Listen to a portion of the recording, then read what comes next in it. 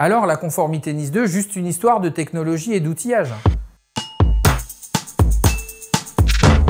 Rappelons en premier lieu que NIS 2 n'est pas une certification. Aucun outil ne donnera un tampon NIS 2, mais qu'il s'agit de se conformer à un ensemble de 10 mesures déjà évoquées dans un précédent Tech Show. Quels sont les axes de travail pour assurer cette conformité? NIS 2 propose 4 grandes catégories, regroupant 14 axes de travail. Première catégorie, Manage Security Risk, qui inclut 4 axes de travail et notamment des notions de définition de la PSSI et de GRC, Governance, Risk and Compliance. Deuxième catégorie, Protecting Against Cyber Attack, consacrée aux actions opérationnelles de remédiation avec 6 axes de travail et notamment 3 sujets majeurs comme 1. Identity and Access Control, sur des sujets bien connus comme IAM et des grands classiques liés à la protection de l'annuaire Microsoft Active Directory, ciblé par la grande majorité des attaques de type ransomware. En 2. System Security. On va retrouver ici des notions de hardening, serveur et poste de travail par exemple. En 3. Data Security, où l'on parlera CASB, DLP, Sensitive Labels, etc. Troisième catégorie, Detecting Cyber Security Incidents. Ici, c'est le royaume du pentest, du SOC, Security Operations Center,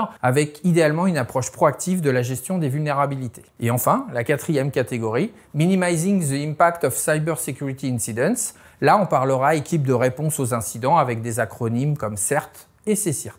Alors la conformité NIS 2, juste une histoire de technologie et d'outillage? Comme très souvent, la méthode la plus efficace consiste à conjuguer les éléments PPT. P comme People, des équipes IT formées, des utilisateurs sensibilisés aux risques cyber, une communication rodée entre tous les acteurs. P comme Process, les bons processus de gestion d'incidents, les bons réflexes acquis notamment par l'entraînement en situation de crise. Et enfin, T comme Technologie, les bons outils et produits correctement configurés et exploités. Quelques conseils pour bien démarrer.